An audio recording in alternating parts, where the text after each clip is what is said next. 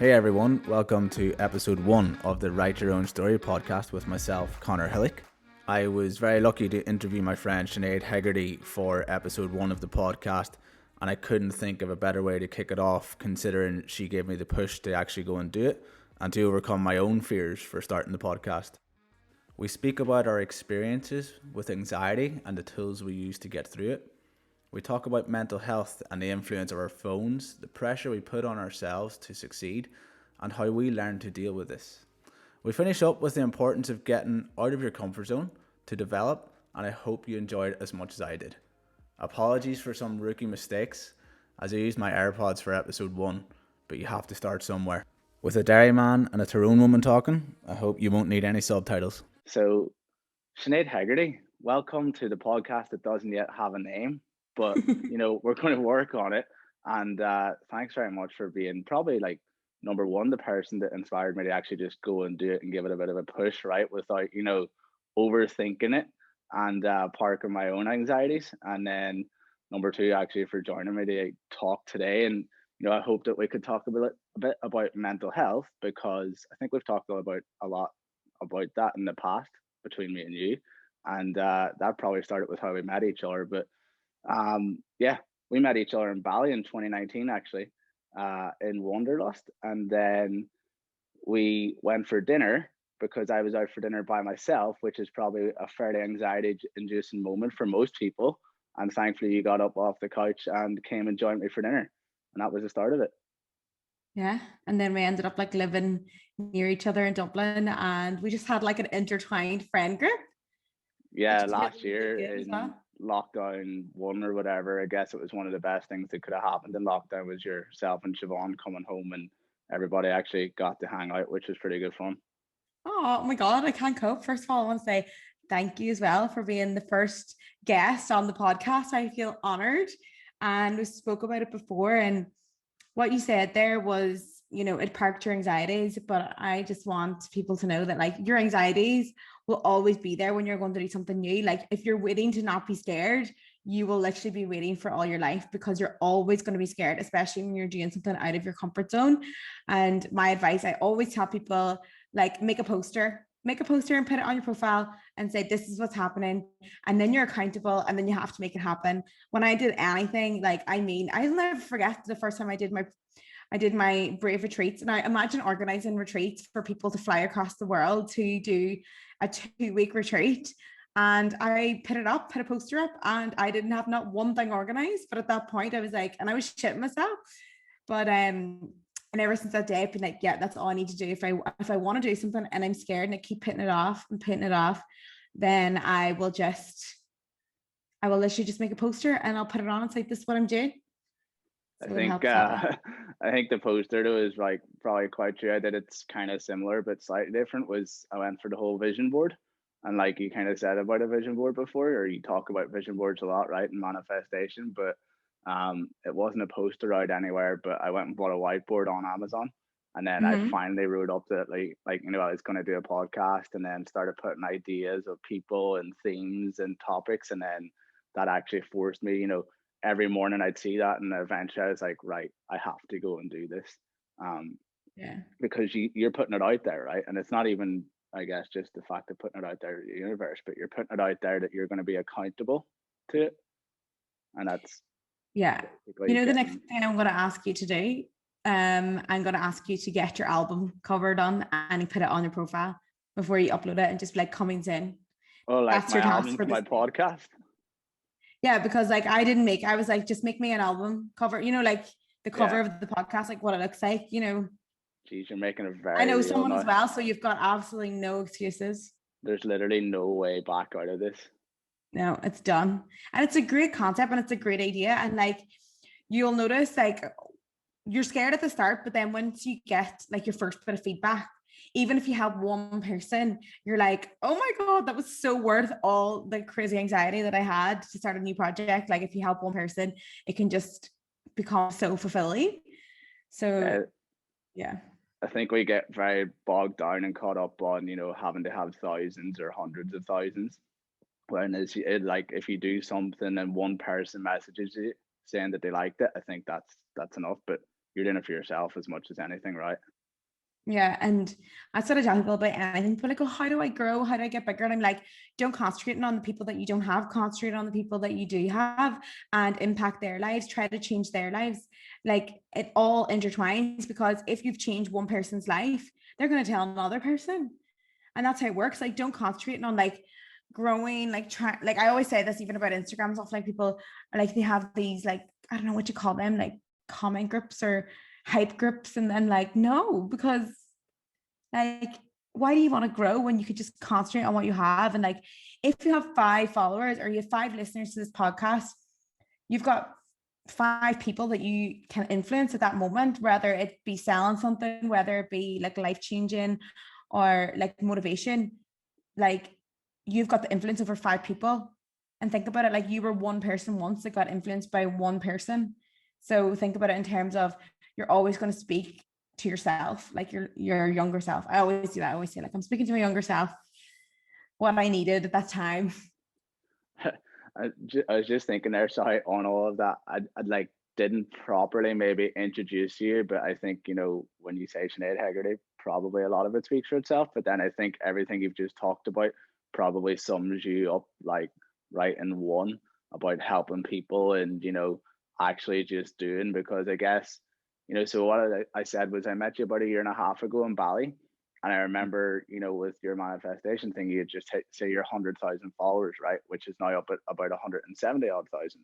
And then, but like not focusing on follower numbers, was that you got there because you just did, and you just put everything out there that you wanted to do. And you thought about people and how much you wanted to help people, rather than, you know, oh, I want to grow up my followers by X amount. Yeah. And you're not going to become happy that way. Like if you concentrate on an external source, like if you concentrate on that, okay, if I get this many followers, if I get married, that'll make me secure and happy. If I have this promotion, that'll make me happy. Like there's external sources do not make you happy. It's internal sources, and like concentrating on like gratitude and for like what you have. And it's just like, so sometimes you have to learn the hard way about that as well. Like you'll see a lot of like celebrities, and they're like, I wish, like, what was it that Jim Carrey said? He was like, I wish you could have everything, so you know it's not everything. That's a good line. Because it's like the hard way to learn, because people are like, if I had this, it would be happy, but it's not, it doesn't work like that. And I wish it did, but like, no, actually I don't wish it did. That's a stupid thing to say. But yeah, everything comes from internal. And if you're concentrating on the followers, you're not concentrating on the purpose. And you have to also keep in mind like attention, dopamine. So like when you're getting attention from people, it can spike your dopamine, but this dopamine is like dumb dopamine. Like it's fake. Like it doesn't last. Like it's like, I always say, remember the time you got 11 likes on Instagram, and 11 likes would make you just like not see the name or something, and it would say 11 likes, and you'd be like, oh my God, I'm buzzing. Like I'm literally buzzing about this 11 likes. But like now you need 100 likes. Now you need 1,000 likes. Now you need so many likes in order to fulfill you, because that dopamine runs out. You need more and more and more. It's like cocaine. Like you just need more and more and more for it to hit. Do you know what I mean? So it's just like, you got to realize that the only thing that gives you that constant, it's not the only thing, you know, but the thing that gives you the constant drip of happiness, the constant drip of joyful, is purpose and fulfillment and doing things for the right reasons. So that's a good thing to concentrate on. Yeah, I think we'd look for that like on Facebook, and then that went to that little love heart tap and a little like on Instagram. And then, as you said, you know, you were just happy for a few people to like a good photo that you thought you put up. And then now it's like thinking about that photo, and should you post it, when you post it, what it looks like, and then how many likes, and was it more than before? And then, yeah, like that's probably one of the biggest anxiety inducing things for like people, most people of any age at the minute. Um, you know, something that they can easily control, but you know, they're just mindlessly doing it. But kind of skipping away from all that was, and I don't even think I fully said what I wanted to talk to you about today, right? But I think we've touched on it already. And anxiety and happiness and gratitude and pretty much mental health. And I guess the reason why I wanted to talk about mental health was, so last October I put out during the Mental Health Awareness Month, I finally like talked about anxiety and my experience with anxiety. And the reason I did that was I'm a very like happy, outgoing person, always sociable. So, and I'm very, very optimistic actually. I'm so optimistic. People probably actually would tell me to be a bit more realistic. But the reason I wanted to talk about it back then was because of that, and to let people know that it can happen to anybody, but also that, like, you know, anxiety doesn't define you. And I like to think of it as an experience of at a certain time, like of an emotion. But whether that extends out for a longer period of time, you know, you might have to action to control that. But also because, you know, right now during COVID and everything, I probably shouldn't have mentioned that. We probably should have like had a no COVID talk during the podcast. No, COVID is happening. Like, let's get it all in there. Yeah, but you know, I think a lot of people are probably experiencing, you know, a lot of obviously mental health issues right now, but anxiety now, but even more so anxiety in the future when people actually go back to socialize and then, you know, being in groups of people, they're going to find that very difficult, I think. So I thought it would be a really good chance to talk a little bit more about mental health and anxiety, because you have your own experiences. And I think a bit like myself, you're very outgoing, you're very sociable, you're always looking really happy, you know, and then as much as anything, you talk very realistically on Instagram. You tell your followers exactly how you feel. You tell them about the highs and lows that you've gone through or go through. And I think that's, you know, really beneficial. And especially if people our age and around, what are you again, Sinead, about 28, 27, 28, yeah. Okay, because I was going to say 30 because I've just turned 30 and I was like, I'm not going to put you in the 30 bracket yet. But, you know, people around our age, it's very important as well to talk about it because it's always been a taboo subject, I think, for people. So that's why I was excited to maybe, you know, get you on and kick the podcast off this way with such an important topic. And I think one that kind of holds true and speaks to myself and yourself. Yeah. Can I ask, like, what brought on your anxiety and like what tools did you use to get you out of it at that point? Yeah, like I don't even know if I knew I was experiencing anxiety until after it. And, you know, when I properly acknowledged it.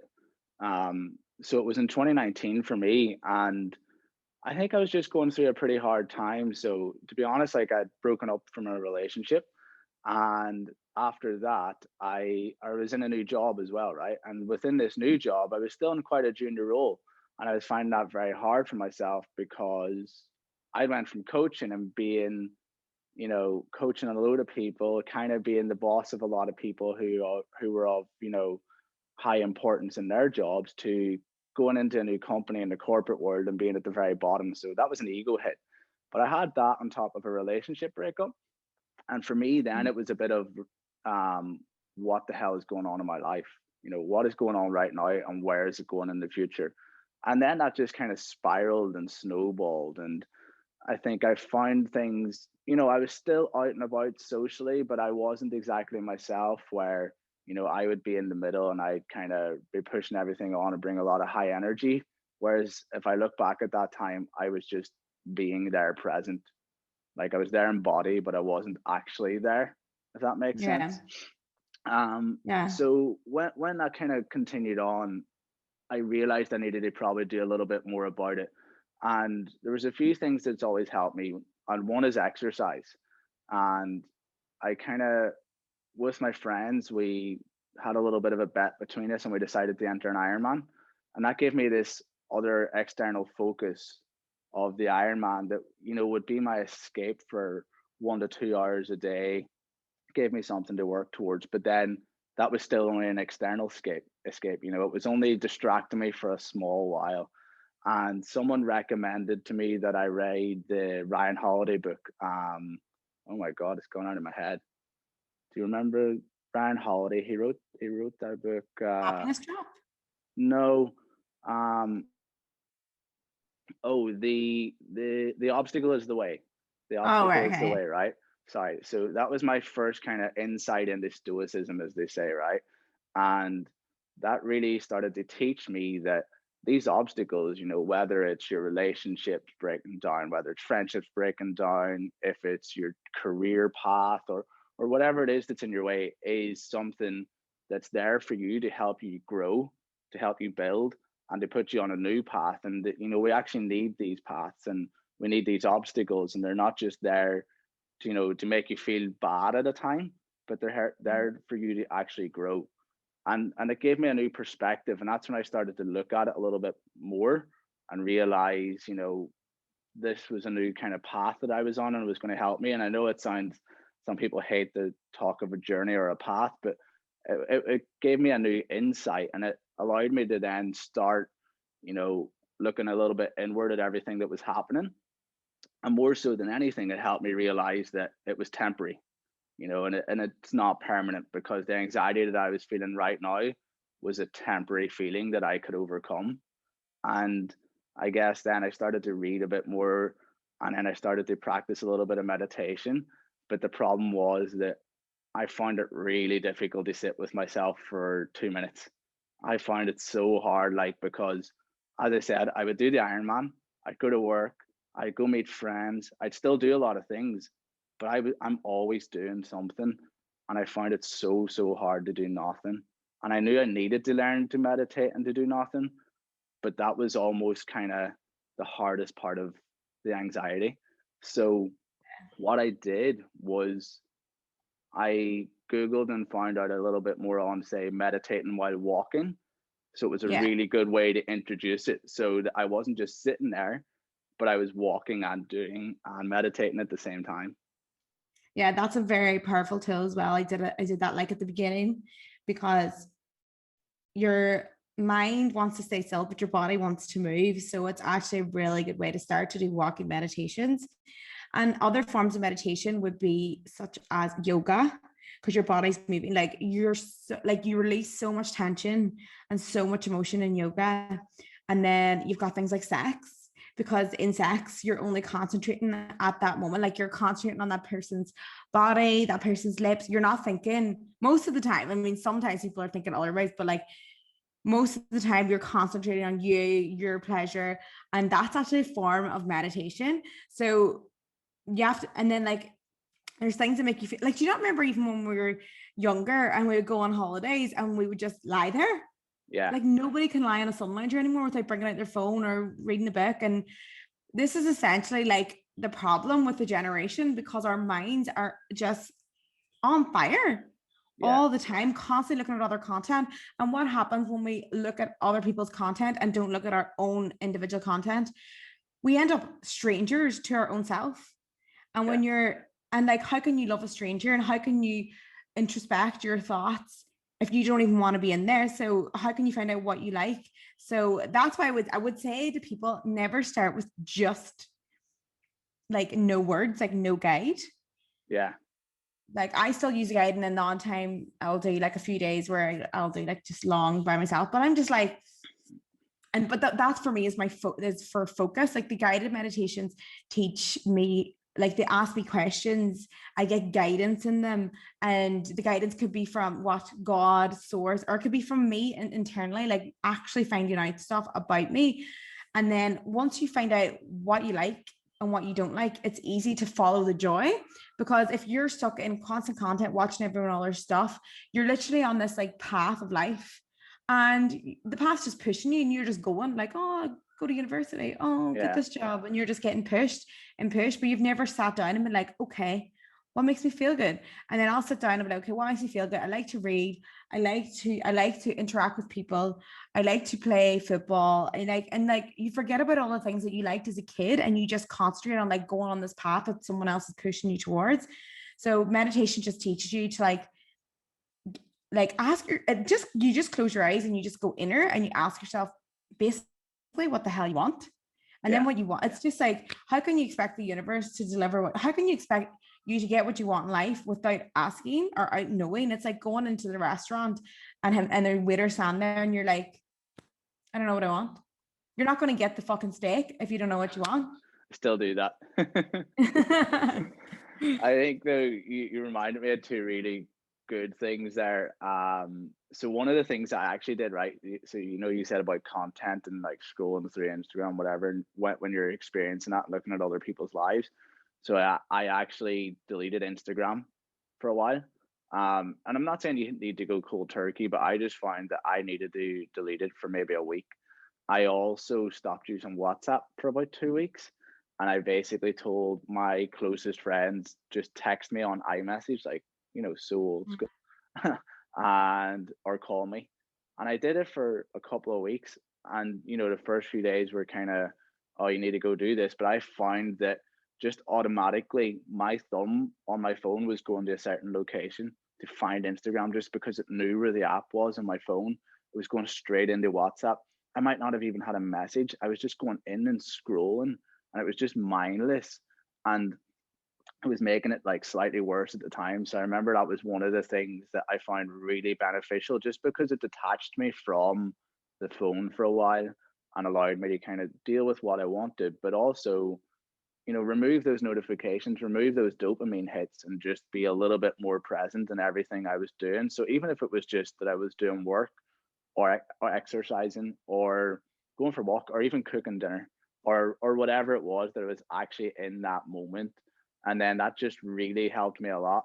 And then I think the final step after that was booking Bali, but we can come to that one in a minute, probably, which was like another experience altogether. But I think, as you say about content, like that can just be the hardest thing, I think, for everybody, because they're looking at other people's lives instead of looking at their own. And then the guided meditation. So I actually found this girl online, and her name is Mimi. I can't remember her surname. She was like inmate in Chelsea at one stage, apparently. So I don't know. But Oh, yeah, right. she like basically turned her life around, I think, a little bit, and into meditation and stuff. And she has these guided meditations on her website. So I paid the €7 per month, because I was like, that is not a lot of money for your mental health. And I don't know what it was, but you kind of said there, it's just about what you like. So what meditation works for you might not work for me. And I think that's what people have to Yeah. realize. Meditation is not just this one thing. There's so many different types of it. And also the person that's delivering it. It's like, um, someone goes to one CrossFit gym and they don't like that, versus they go to another CrossFit gym and they like that. No two people, no gym is the same, and no meditation is necessarily the same. So you kind of have to like the person's voice possibly as well that's talking to you. So I just find that, say, the Calm app wasn't working for me. So then I tried a different app, Yeah. and that wasn't really working for me. So then I found YouTube and realized there was loads there. I found her and then went to her website, and then guided meditation just offers you a really nice trigger.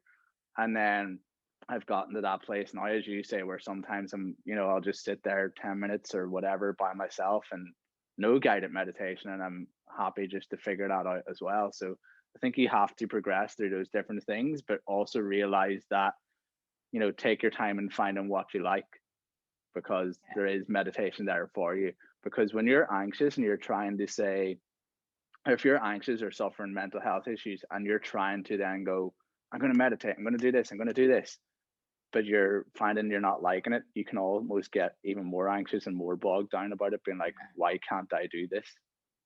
And like we also must realize that like for years and years we've been suppressing emotions, and they're just like, and so say something happens, a breakup, someone's like, shrug your shoulders, brush it off, like start yourself out, and you're just ignoring the fact that you've lost a person who meant so much to you, and what you just have to shrug it off, and you don't have like the compassion.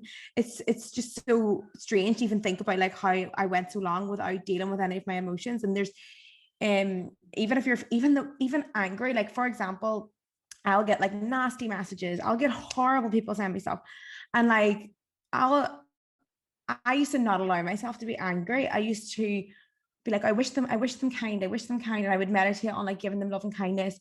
And that obviously does help, but I'm still angry. I'm still angry that like I'm being attacked. So I need to process that angry emotion. And like I just wrote a meditation today to process emotions. So I'm like, I'm all in vibes.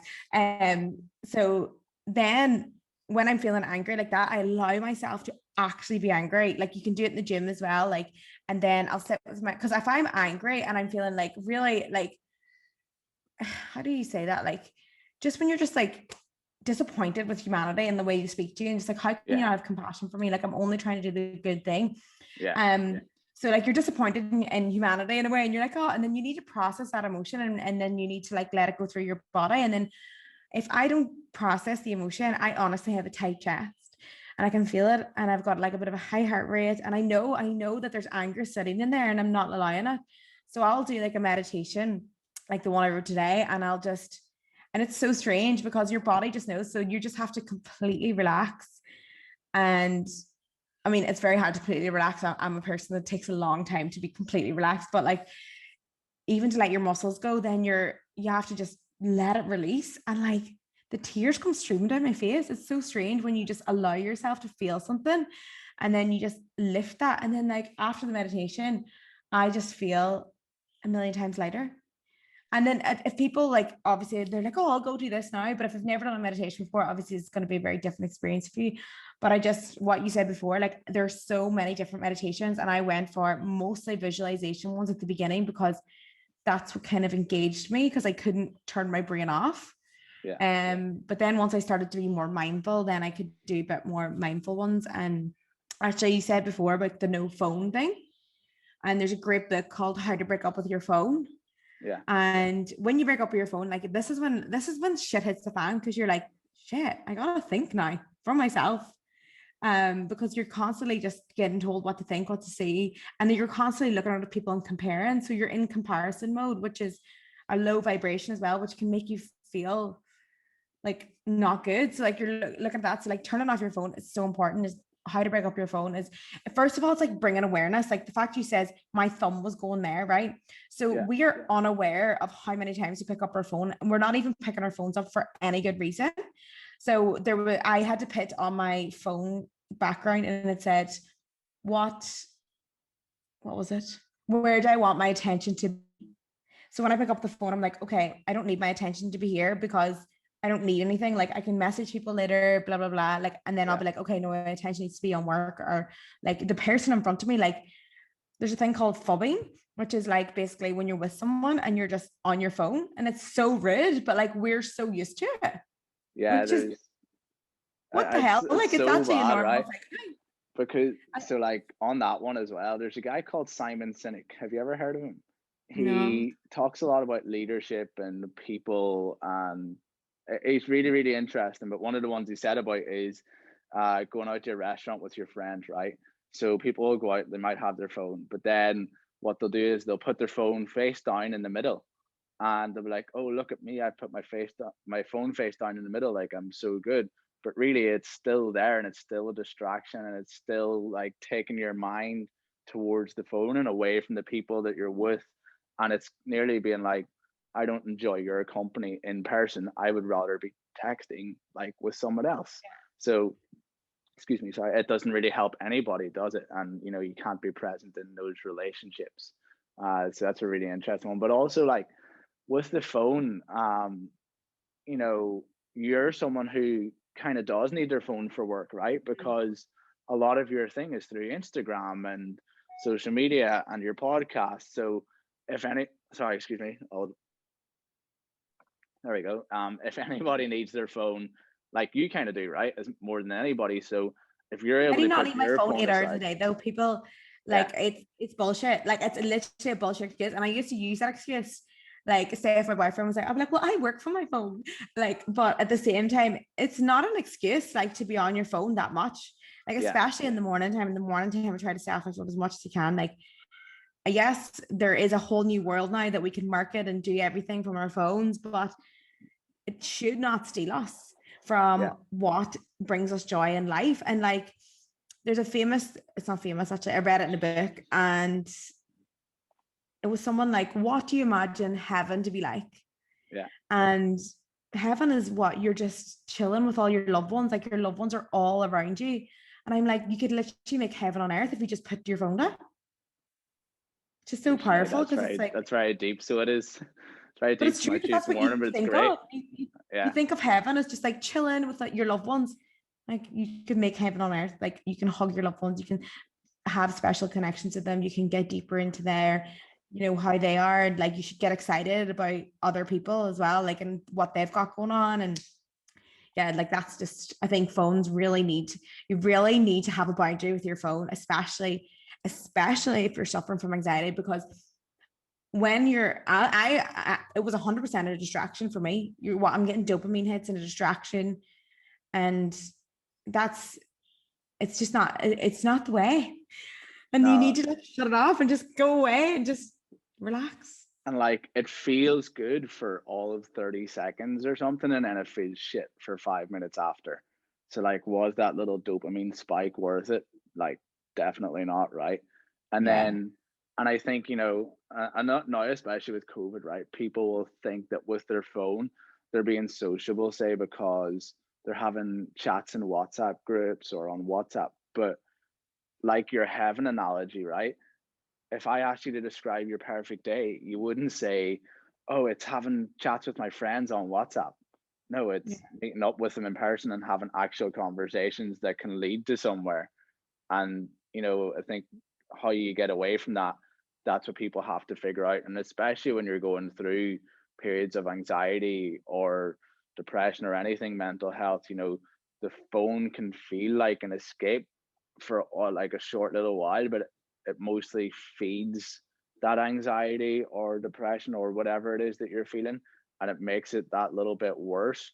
And it just kind of snowballs where it's a little bit worse each time, and then it gets a lot worse over a longer period of time. So how does someone like you um implement something that keeps you away from your phone for 1 or 2 or 3 or 4 hours a day or whatever it might be?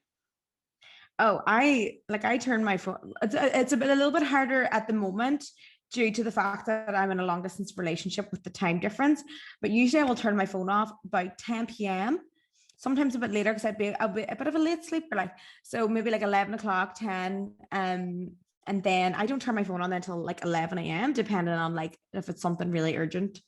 But at the moment it's hard because the long distance relationship, because like it's the only time we can really talk is rather late at night or like really not in the morning. I have no excuse, that's a lie. But yeah, I honestly delete Instagram every single night. I delete it every single night. It's the only thing Getcha. that I really like would binge on, so I delete it every single night, and then I don't re-download it to like 11 o'clock. It sort of depends. I have it in sometimes at CrossFit and stuff, but yeah, like you do not need it at that point. And like sometimes I'm like, oh, I've got a thought. Oh, I've read this thing. And I'm like, oh, I can do it when I have my phone back. Yeah. And it just clears my mind that whole day and sets me up to like have, because like when you wake up, you're like constantly thinking about other people and like everything's all over the place. You've got all these to-dos, you're not even writing them because you're on Instagram. And like you actually can sit and be like, what are my intentions for today? What way do I want to feel? What do I want to do? How productive do I want to be? Do I want to chill today? Like you need to like figure out what you want for that day. And you definitely just need to be off your phone. And then I have like rules, like if I'm at dinner with friends, I'll have no phone, or if I'm with Jack after a certain point, like 8 o'clock, unless it's something to do with work. Yeah. I'll have like no phone like policy sort of. And I like I've really noticed that like in the last few years that I was never. And like what I did was I read Lost Connections, which is a book about solutions and causes of anxiety and depression. And at this point, like I was like knee deep in anxiety. Like I never slept. I had high heart rate all the time. I was really nasty to my own self, like just the way I talked to myself. And when I read that book, I was like, whoa, like I have a lack of human connection, although I'm around people all day. And although I have not a million, but thousands of people online, like I am lacking human connection. I'm lacking feeling safe. And it was just a massive realization for me. And at that point, I was like, okay, it's my goal now to like have better communications and like listen to people properly rather than thinking about my phone. So yeah, I really advise anyone. But obviously, I'm not perfect. You know what I mean? All the time, like Yeah. I would. Yeah, I'm not perfect. I don't do it every day. Like But it's so good none here of in us Bali are. because in Bali they take your phone off if you go into the club. Do they? And they put it in the locker and you're not allowed it until you leave. Just so there's no evidence of what went on that night. I don't really know what the messing. vibe is, because I don't really know what the vibe is about it, but like it's just like in nightclubs, that's just the way it is. Like here now, That's I don't know. class. It's Yeah. yeah. I don't even think anybody remembers what a nightclub is like over here anyway. But I'd say phones will be out straight away to prove that people are back in nightclubs as soon as we go. Oh my God, I've seen so many people going crazy at the minute. Like it's actually so nice to see everyone really, really happy, because you just know that they were all really struggling. Like I really struggled. Like I was fine, but like when I had put on weight, and this is what I said to Sean, I was like, I actually like I'm starting to like feel such compassion for people, because of how they're feeling after lockdown. Now, I didn't work out. I didn't have any gym equipment. I wasn't permanently in my house. Like I was living with my mum and dad due to the pandemic. So I didn't know I wasn't going to invest in buying a gym, like in buying gym stuff. So I had no gym stuff and decided to just do walking, put on weight, like not a lot of weight, but enough to make me feel uncomfortable in my clothes.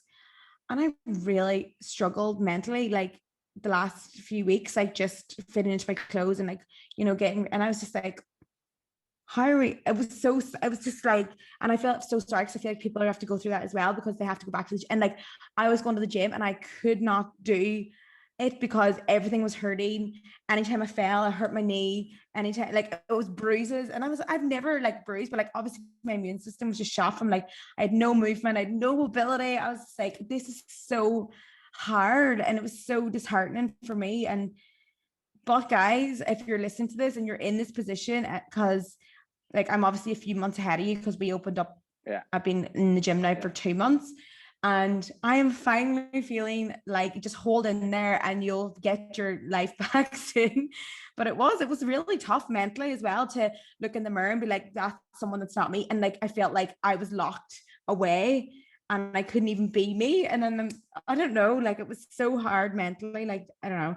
And then I've got a million eyes on me. So it's like, they expect me to be a certain way. Well, I don't know. They fucking probably don't, but I obviously just have the pressure on myself. So that was really tough for me. And I had to be really nice to myself every day. Like I had to write in my journal something that I liked about myself every single, like I do that anyway. Like I'll write like affirmations and stuff, and yeah, so it's about like having compassion. Like I was like, Sinead, you've been in a lockdown, you got dengue fever, you got ran over on a bike.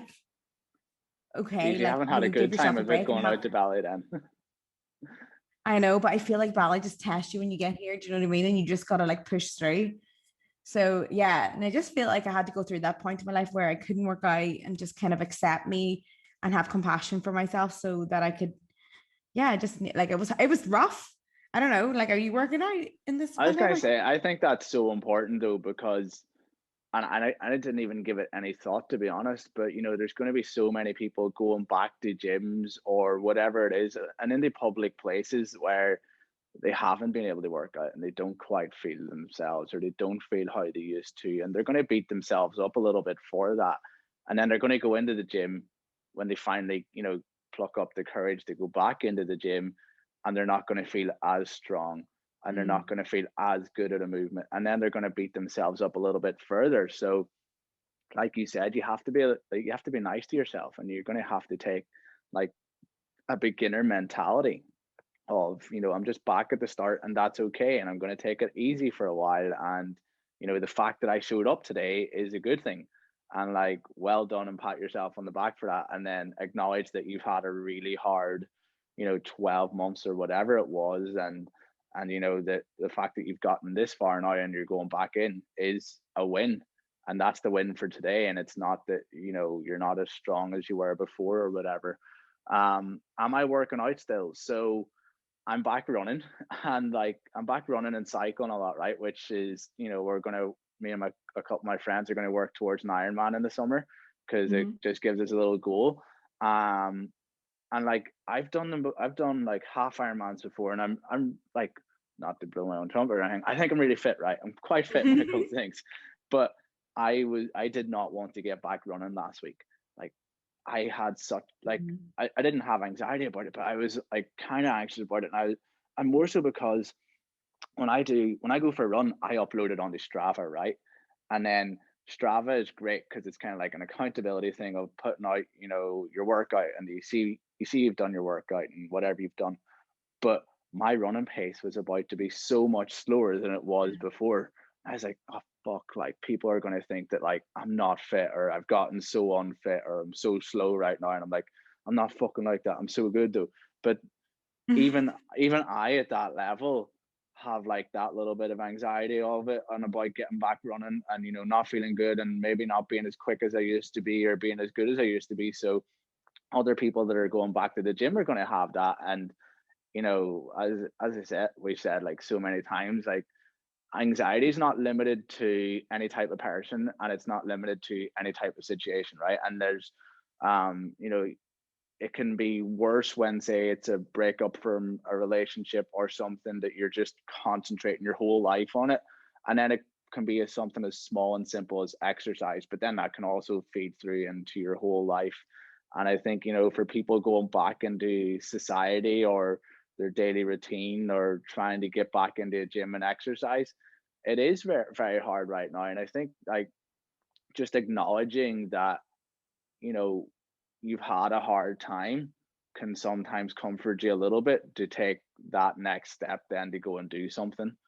So whether it's going from a walk to a run and then from a run into a gym when you get the chance, acknowledging that, you've come through a really hard time for everybody to now go and do something and that it's going to be difficult at the start and then it'll get a lot better from there. Yeah. Compassion is key. Compassion is key in everything, really, like, because I think another thing like that helped me deal with anxiety. No, probably the main reason why I got out of anxiety was a thing called the mental diet. Have you ever heard of it? No. So I was just reading a random book and it just did the mental diet. And I was like, holy fuck, I'm actually so mean to myself. So basically, like every time you have a negative thought, you have to have a solution straight away within 60 seconds. And you have to do this for 10 days straight. And you have to have a solution. So it's like 100% solution. Sometimes it's, like they do it like 90% solution in therapy, but it was like 100% solution. There has to be a solution for this thought.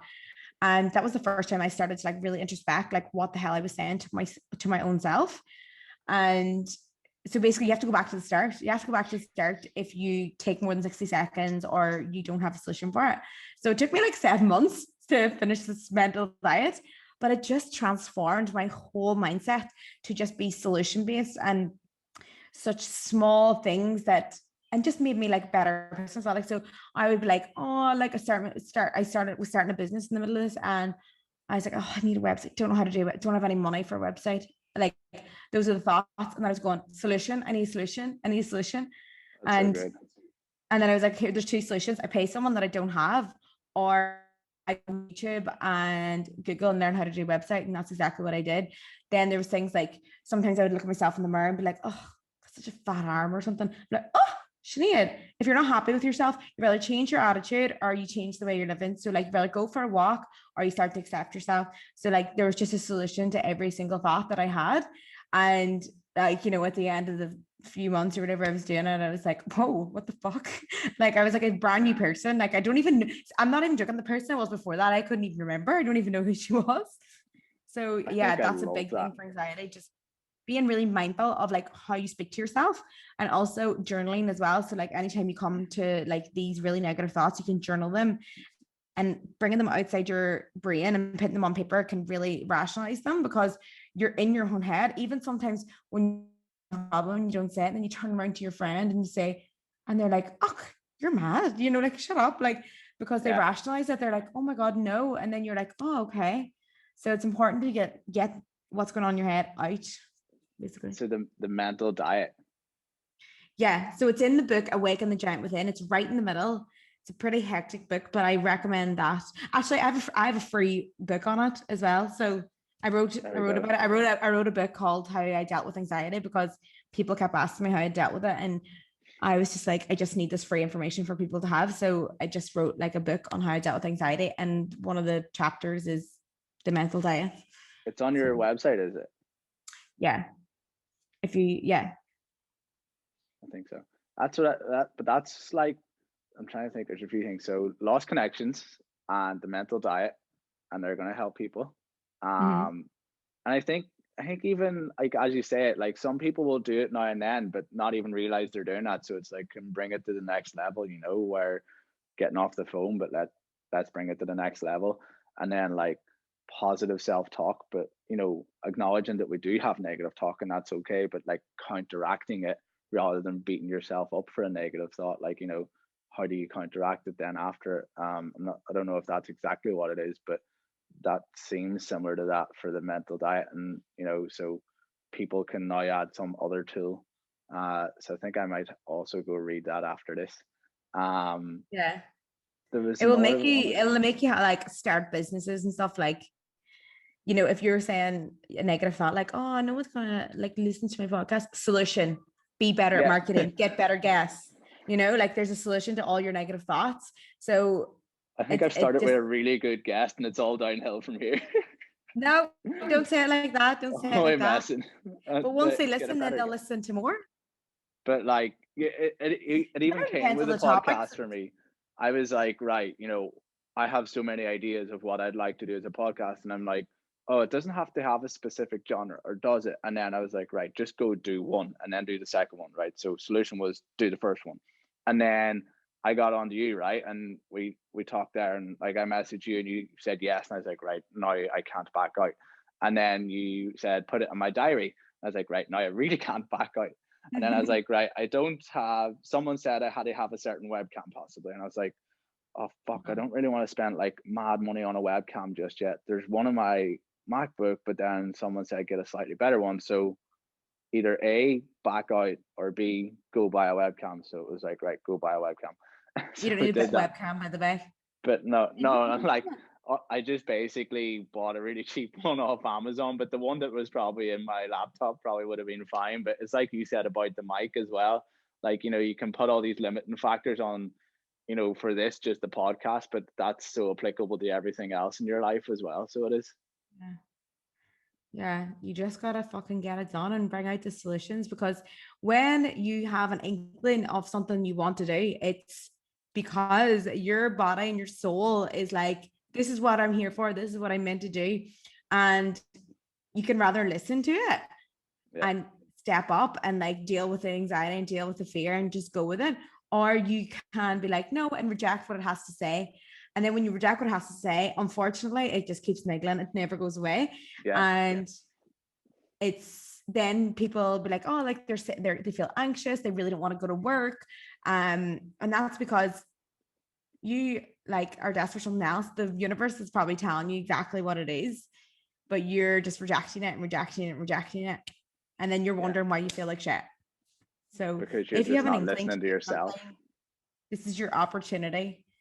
Speak to Connor, he'll give you some. But with that, right, as well, you said journaling, and I find journaling was a bit like meditation for me too. I was like, how do I journal? What do I write? What do I ask myself? Where do I get it? Like, do I go for the 5-minute journal? Do I go for the 10-minute journal? And it became like so overwhelming. And then I was like, right, just start with something. But I have to admit, I probably don't journal every day, but I also find that, say when I was trying to deal with things, I was like, do I journal? Do I meditate? Do I walk? Do I run? Do I exercise? Do I do whatever? But I think if you sometimes just start with one and then try it, and then you can go to the next one or not, because I journaled for a while and then I fell away from it. And I was like, oh, it's okay that I'm not journaling today as well, because I'll journal on the days I really, really need to. Yeah. Because I think we can also try to do too much, Yeah, don't put pressure on yourself. And plus it all comes intertwined at some point. Like I can't go a day now without like reading, meditating, journaling. Like it's like I don't do it at the weekends at all. Like I don't do any of those things at the weekend, but I do them in the weekdays. And if I was to say anything for anyone who had advice on journal, is honestly, 5 things you're grateful for, different 5 things every day. Yeah. Like literally, it makes you search for what you're grateful for, because you forget about how far you've come in life as well, and you're just stuck in like, oh, if I do that I'll be happy, if I do this. But like I'll walk past like a clothes shop, and I worked in River Island, I worked in All Saints, I worked in all those places, I worked in retail. I worked in River Island one year, and I walk past that shop, and like, people would just walk past that and have their own. And no, I did you? Yeah, for one Christmas. I worked one Christmas. I worked for a Christmas when I was 16. Oh my God, it was the worst 3 months. Like, it was so hard. Which one did you work in? The one in Derry. Oh my God, I was like, I think I remember you from this, but I worked in the Oma one, but then sometimes I would go to the Derry one. It'd be so funny if we like knew each other then. And then the universe brought us back together, Sinead. I know. But we say, for example, like you worked in retail, I worked in retail, right? And we're so caught up on like what we haven't achieved that we forget of the stuff that we've come from. So I'll walk past River End and be like, grateful that I don't work there anymore. Yeah. Right. And you forget about those things. Grateful that I am not with that person anymore that made me feel like shit. I'm grateful for the fact that I had a boundary with this friend and now we're in a better friendship. Like you just forget about how far you've come. So you need to just, and then like once you start searching for those 5 things, 5 different things, you will start being like, okay, I have to write it in my journal. And I would do this with my friend. I remember she would be quite like, she was going through something, but she wasn't open to like journaling, reading, because like at points, like you're just not, if you're not ready, you're not ready, and I can't force you. So we'd go for a walk, and I'd be like, oh, I'll just do this, like 5 things you're grateful for. And then the next day I'd go for another walk, and she'd say, what, 5 different things? I was like, yeah. And then next day, and then like coming the next few days, she was like knowing that I was going to ask her. So she's like looking around, okay, what is grateful today? You know, it could be something as small as, I am so fucking glad that Penny's has like fluffy socks. Like, you know what I mean? Like it's such and so small. Like you're so caught up in all things you don't have. You forget about all things that we have. So yeah, that's probably one of my biggest. I think that gratitude is so important. And then, you know, people will throw it out and like the word gratitude, and again, it can kind of get looked at and be like, oh, like, you know, it's so cheesy or something. But like, I literally get so much happiness out of my coffee on my morning walk. Like, if I go for my morning walk, right, and I grab my coffee and I go for a walk along the beach every morning, I get so much happiness out of that. And then if I don't do it, I'm like kind of a little bit grumpy and a little bit off for the rest of that day. Like, you know, I knew we were doing this podcast this morning, so I was like, right, Connor, you got to get up extra early, you know, before this, and get your walk in and get your coffee, because it's going to set you up. But if I don't do it, it'll make me like kind of angry. But then who would have thought that you could get so much gratitude out of just, you know, a walk and a coffee in the morning? Because we always think we need, it was like, if you went back to 18-year-old Connor, he'd be like, oh, I'm making my first million by I'm 30, right? I'm going to be worth this by the time I'm 30. I'm going to be married and whatever by the time I'm 30. Who knows, right? All of this. And then, you know, I'm 30 now. I don't have a lot of that or any of it. But then, you know, I'll look back on a lot of things. I only started doing this recently for some reason. And I was like, shit, you know, I'm really thankful that I've had this and I'm now here, or, you know, I've went from here to here, or like how far I've come, like, as you say. So, you know, when you work in the corporate world, right? And as we've talked about so many times about me and my job, my career, and what the hell I'm going to do in my life. But, you know, I went into the corporate world about 3.5 years ago.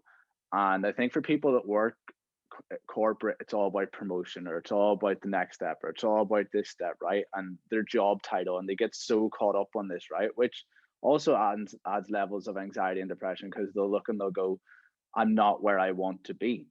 And they'll start beating themselves up about something where they are in the here and now, or the job title that they have. But if they actually look back on maybe everything that they've done, they'll give themselves a lot of gratitude for it, or a lot of like congratulations, or, you know, they'll be really happy on what they've done in the past to get there. And it's important to look back on a little bit on that as well, I think, and be like, yeah, shit, you've actually done a lot, and well done for everything that you've done to get to where you are today. And, you know, and then as you said, looking at the other things around you to actually be grateful for, it makes your life kind of simple.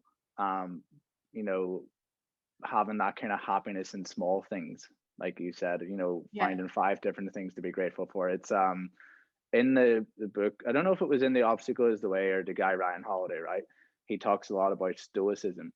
And something I learned from that is to, this will sound kind of morbid, right? But not to get like too high with all the highs, right? So, you know, something good happens, like enjoy it, and like obviously get a bit of a high from it, but don't be getting like too high on it, right? And then that'll also do is that you don't get too low on the lows. And then what it allows you to do is stay somewhere around the middle. So like, you know, when something bad happens, you're not getting really, really down. And the counter side of that is that when something good happens, you're not getting really, really up. So you're not experiencing these massive ups and downs. And instead, you kind of staying around the middle of like slight ups and slight downs, and acknowledging them and being able to like balance around there. And it sounds really like morbid to kind of say, oh, you know, don't enjoy the highs too much. But I actually find that if I do that, my middle ground like goes higher. So like I'm always up on a higher kind of part, and like, you know, the low's never too low, but I'm always feeling pretty good, because, you know, I'm not getting too beat down by things that happen that are not great. And then, you know, I'm still enjoying things that happen that are great, but I'm not being like, oh, this is the best thing ever, and then going from that to like, this is the worst thing ever. and being able to sit somewhere around the middle. Yeah.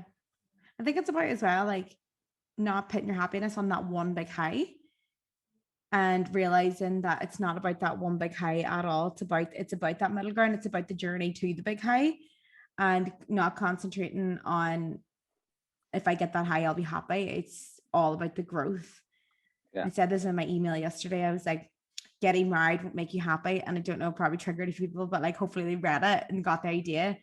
And it was just like, there is someone out there fixated so much on getting married, that getting married will make them secure and make them happy, when they're forgetting and they're not looking at the person in front of them who's the most amazing partner ever. So they're concentrating on something else, that they're not even focused on the person in front of them. Do you know what I mean? Yeah. And, you know, getting married is not going to, and just like getting the big job, it's not going to solve your problems. Like, unless you're looking right in the now and thinking, I really appreciate this moment right now, and I'm really grateful for what I have right now, then you're not going to enjoy that high anyway. Like, why, like millionaire people, I say like, oh, millionaires and they're greedy, blah, blah, blah. Like, it doesn't matter. They could be billionaires and they won't have enough money. Like, because they just want more and more and more, and they just want this hit. So it's important to just realize that it's about the simple things, like going for a walk. Like what you said there about going for the walk, the same thing about me with reading. Like, I got up late yesterday, only got a few pages, and was like off all day. And that's when, you know, self-science comes in, where you're like literally studying yourself, because you've realized that like that brings you joy. So like you need to steer towards the joy. So like you need to work towards and just like follow that where you find joy. So I always say, like, if I have a garden and a book, I'm happy. So it's just like, that's all matters to me. And like, you don't need 5 bedrooms, 3 bathrooms, a swimming pool. I mean, the nice big villa that I'm living in right now doesn't hurt, but I did manifest it and I did work hard for it. But you did. Yeah, and you have to enjoy it when you do that to get there. Where you're it's living not about, right it's now, not about it either. It's yes, it's very comfortable and it's very nice. And yes, I can have people over, but it's not the main goal. Like, the more important things are like relationships, and you know, you're sitting the now. Like, I wrote an article on like traveling first class, and I was just like, I was just as happy in coach as I was in first class. Yes, I'm a little bit more comfortable, but like I didn't need to be in first class to like be happy. I just, like, my business did really well, and I just was like, I can be more comfortable this year. So it's just knowing that, like, I think like happiness and anxiety do go hand in hand, right? And sometimes people get more anxious, beating themselves up that they're not feeling happy, whereas like trying to find happiness or small, like, simple pleasures in the small things, and you know, the simple things like you said, and with relationships and with friends, and you know, with a coffee, with books, with a garden. And if you can find, you know, those small pleasures of what you like, that will also help with your anxiety. And then, like you said about millionaires and billionaires, actually, funny enough, and he just was talking about it, I think, on the last Fair Points podcast, or one of them, James Smith actually mentioned it, right, where he said, you know, he has a lot of everything nearly, right? And he mentioned that when he took, it was either mushrooms or LSD, he had this realization that he would actually like to have a family someday and would like relationships. And, you know, people will look at someone like him who has 800,000 followers, who has a multi-million-dollar business possibly, or so, you know, and is 2 best-selling books. But, you know, he can so simply sit and say, well, I actually just want to find relationships and a family. And, you know, I think that, you know, if we all can kind of focus on what we would like as well. Now, not that we have to obsess over it, but focus on the small things that we do like to help build, that will also help with our anxieties. Yeah. I mean, there's nothing more beautiful than a stable, committed relationship. And I used to always, like, because I'm in a bit of an avoidant, I would be like, oh, commitment. Like, it's so hard for me to even stay in one place. But like, obviously came to terms with all that stuff in therapy, and like realized that, like, you know, I do want to be in love, and I do want to feel that vulnerability, even though it scares the crap out of me. And like, I'm in that relationship now, and like, you forget how much you can grow within a committed relationship as well. And it was like a missing piece as well for me as well. Like, I always thought independent, I can be by myself and blah blah blah, like, and I always had that mentality. Like I just don't want. It was so strange. And then like anytime I came close, someone was like, no. But we're like close connections are those so important. Like even with friends, and you know, being able to make someone else happy and give them like something is just, I don't know, it's very rewarding. You seem a lot happier from that, right? In the past year. Thanks. Right. I think I actually remember when you told me you kissed Jack, by the way. Oh I know my God. this is probably not the podcast for that because you did that podcast with him, but I think I remember got a message on Instagram. I don't even know if I can bring it up, but I'm going to bring it up, right? And I was like, Connor. Oh my God, I just remembered. Yeah, it was like, Connor. I was like, what? And she was like, I got with this guy at home. I was like, really? No, I didn't. I didn't actually say those words. You can imagine if Oh yeah, I mixed it. Yeah.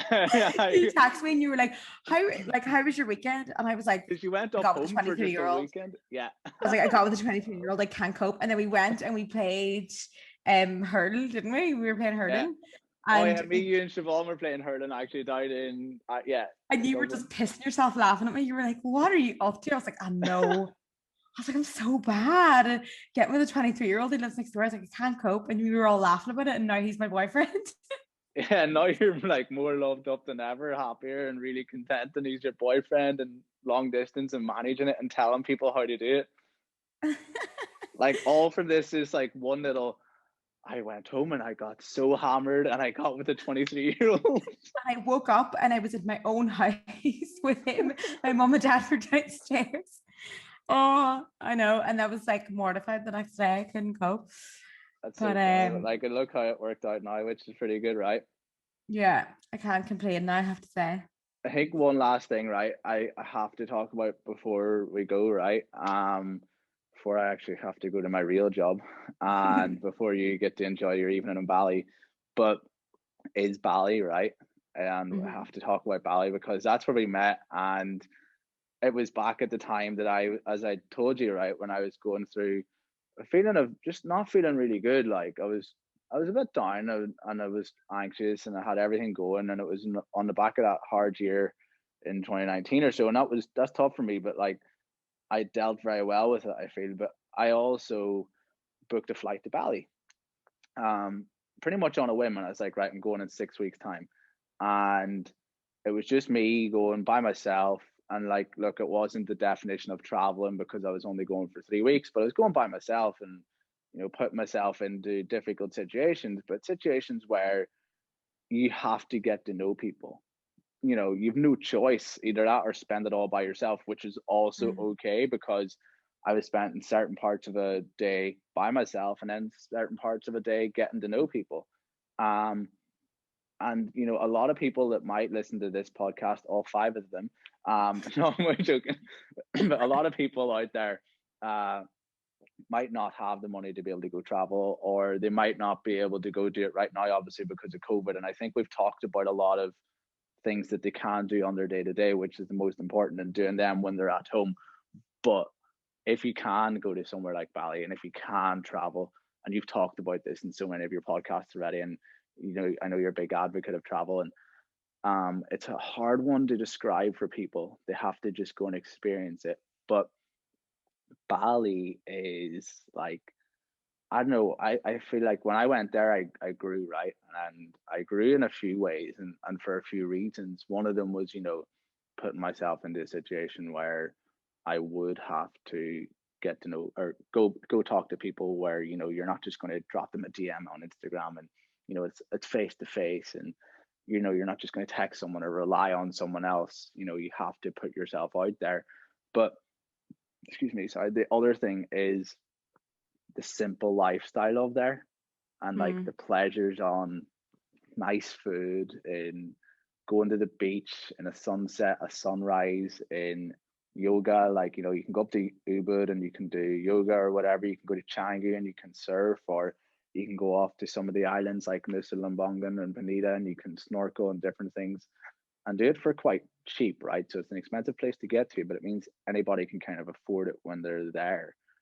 But I don't know what it is about Bali, and you can probably answer it more, but like, yeah, why do people need to go there possibly, right?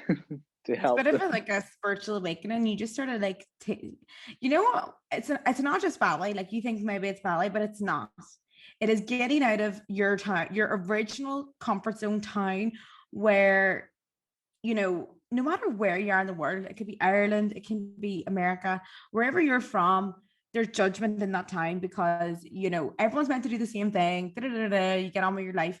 But like when someone does something different, like, you know, like for example, like you doing a podcast for you would be something you would deal with judgment on because it's new for you. Just like me when I started like my journey on social media or whatever. And, you know, there's a lot of judgment. So I remember even, you know, starting to speak and then finding people mocking me. And then I just shut up. I just didn't want to deal with the judgment, didn't want to deal with it. I just thought, okay, maybe I'm doing everything wrong. And I just shut up. And then I traveled and then I went away and was like, whoa, there's like no judgment. Like everyone can just be who they are. And like you can explore who you are. So you can realize that like, oh, maybe I'm not meant to do like what my mom and dad want me to do. And you start to like experience new things and then nobody judges you for it. Yeah. So there's this like magical, and I remember the first time, so I was in Thailand when I probably had the same realization as you. So Thailand was the first place I went solo travel, and I was in a nightclub. I was with all these random people like from South Africa or something. They were just so nice. They called me their queen. I loved it. And I was obsessed with them. And then we went to this nightclub and we were all dancing. And I mean, I was like, I don't know anybody here. I can dance whatever way I want. And like I've been used to being in nightclubs, like, you know, all dressed up, really nice, can't get sweaty.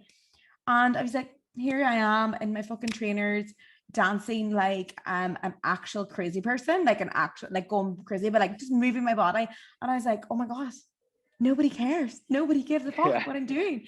So like you just have this massive like epiphany that like it doesn't matter, and then you start to become your true self, start to find yourself in that way. So that's how you find yourself. You have to break away from people's judgments. Like obviously you can do it in your town as well, you can break away, but it's a lot harder.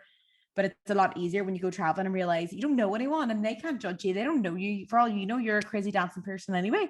You know, so it's just like really, really eye-opening for people. And I mean, it's the freedom as well. And the food as well. The food is. No, I think that's so true though, like because especially right, so you're from Strabane, Castlederrig, right? And I'm from Derry, and they're both very small towns and cities, and like so small that everybody knows your business, you know. And that can be a hard way for people then to kind of break out and try something new because everybody knows their business and they know what they're doing. And I found Dublin was great originally for me because, you know, I knew nobody, so I could kind of grow a bit. But then I started to know a lot of people in Dublin and still needed something else. And like, as you say, going, you know, away from where your current home or comforts are and possibly even insecurities is the way to go kind of find your true self. And I know some people think find yourself is a bit cheesy, but you actually do need to go find yourself and do a little bit of eat, pray, love. I mean, it's essential. It's essential in life.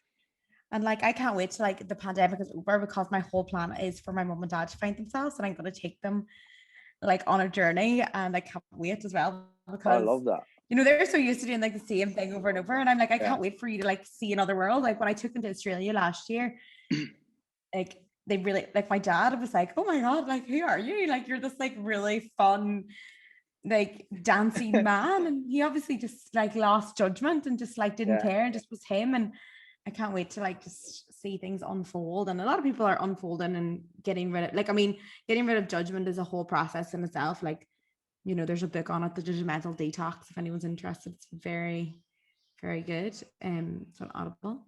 I think once I eventually do this podcast as well and put a description in it, I'll have to list all the books that you've had throughout this.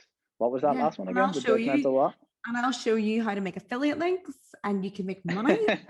once you make your first pound in affiliate links on books, you're like, oh my God, I'm living in my purpose, telling people to read. It's so amazing. Like it's one of my favorite things to promote because I'm just like, I get to read these books and then talk about them, and then people buy them. I mean, you don't get much. Are you a book or a Kindle? Paper book or a Kindle? Oh, both. I have a book, a Kindle, and a book, a Kindle, and an audiobook. Yeah. And I read I'm a bit of everything. Yeah, I read 2 books on the Kindle and an audiobook every month. That's very good. So I try to do like 4 books, but like if it's a short book, then I'll finish and I'll just go on to the next one, I think Audible is great too to like get those little bit of extra books in, just on your walk or whatever you're doing, so you can kind of continue to learn and find new things when you're out for a walk or whatever else it is. I did get a new book, and I was nearly going to show you it, right? But my webcam is resting on top of a pile of books. What's it called? And the top of it, and I'm going to tell you it because you know the person, but it's called Food for the Soul by Lucy Lord, and it arrived the other day. And whilst it's not a book for reading, it's a book for many, many skills in your life. One which is fundamental, unless you want to just get deliveries and stuff. But it is cooking, and I'm going to cook my first thing from it this weekend or this week. God. And it's like I'm that's actually some hungry. nice simple recipes. I'm actually hungry thinking about Lucy Lord's food because it is absolutely delicious. So. Have you got to taste Lucy Lord's food in person? Yes, I think I had a banana bread. Oh, once. the infamous banana bread. Yeah, looks good. I think I did. She's a wee doll. She's a wee doll. Yeah, so that's my latest book, which is not necessarily one for, well, I was going to say not one for learning, but it actually is one for learning. It's completely for learning about how to cook and live your day to day.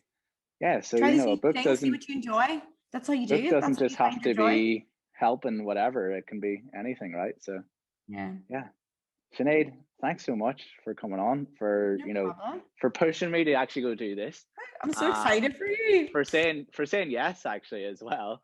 But actually, you know what, right? So I said, right, we got to know each other, we met each other, but I still had to reach out to you and be like, Sinead, will you do this, right? And that was still like a bit of a fear, because I don't know if you go, Connor, look, I've got my own one, I'm too busy. Sorry. Because you might have, right? And I do say that to everyone else. I'll take that compliment. But but you might, right? And that would be completely okay, because some people have to do that. But the people will have a fear about the no that someone might give them. Yeah. And you know what? It's okay to get a no, but you're going to get a yes somewhere down the line as well. And I took that little leap of saying, Sinead, will you do this for me? I actually delayed it then by a week because I didn't have my shit together, and then I realized that my shit together was just my own insecurity. So thank you for helping me come over that. And you need to have your podcast cover ready for me this week. I am holding you accountable.